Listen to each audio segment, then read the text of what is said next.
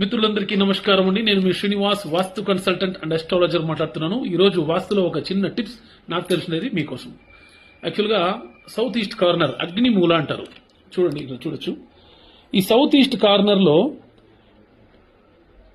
Degree wise అంటే దిక్సూచి ప్రకారము సౌత్ ఈస్ట్ కార్నర్ ఎక్కడ వస్తుందో నేను పర్టికులర్ గా దాన్నే చూస్తానండి.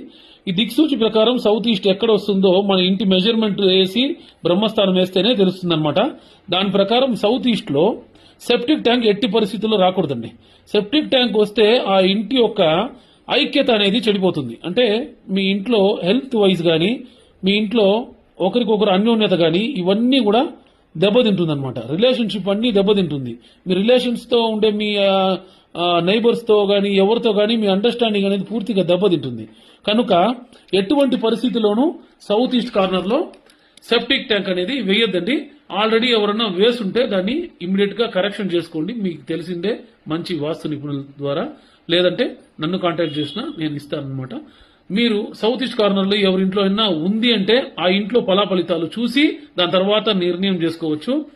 South east corner septic tank health wise disturb చేస్తుంది, ఇంట్లో ఒక ఐక్యతని డిస్టర్బ్ చేస్తుంది. అందులో ఎటువంటి సందేహం లేదు.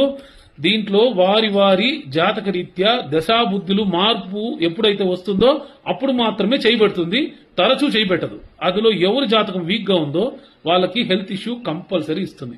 సో దట్ మీరు సౌత్ ఈస్ట్ కార్నర్ లో ఇంకా మీట ఏదైనా సైట్ తీసి కట్టేటువంటి వాళ్ళుగా ఉంటే సంపు సెప్టిక్ ట్యాంక్ ఎటువంటి వాటర్ లిక్విడేటివ్గా ఉండే విషయం ఏది ఆ మూలలో రానివ్వకండి. ఇది నా యొక్క సలహా మీ బాగు కోసం. ఈ విషయం నచ్చినట్లయితే 10 మందికి ఉపయోగపడుతుంది. లైక్ చేయండి, షేర్ చేయండి, సబ్స్క్రైబ్ చేయండి. Thank you very much.